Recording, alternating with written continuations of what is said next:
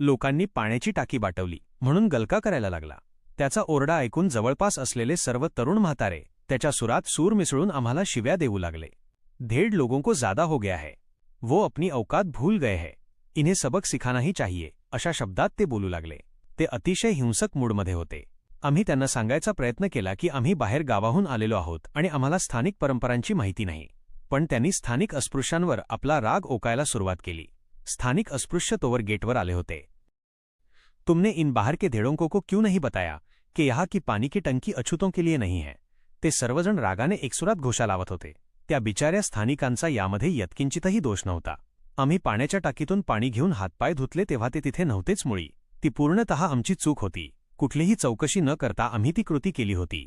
स्थानिक अस्पृश्य त्यांना जोरकसपणे सांगत होते की त्यांचा यात काहीही दोष नाही, परंतु ते मुस्लिम लोक कुठलंच स्पष्टीकरण ऐकून घेण्याच्या मनस्थितीत नव्हते।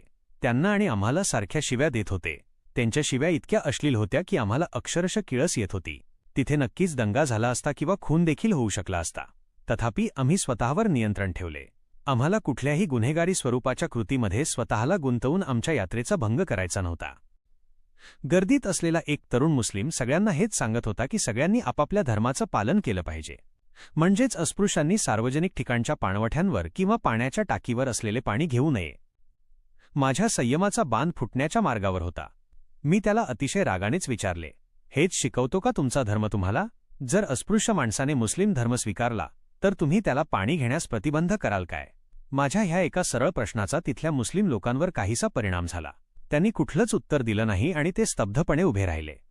त्याच रागाच्या भरात मी तिथल्या रक्षकाला विचारले, हम किले के अंदर जा सकते हैं या नहीं? अगर नहीं जा सकते तो हमें भी यहाँ नहीं रुकना। तिथल्या संरक्षकाने मला माझे नाव विचारले। मी एका कागदावर माझं नाव लिहून दिलं। कागद घेऊन तिथल्या अधीक्षकाकडे गेला आणि लागलीच बाहेर आला।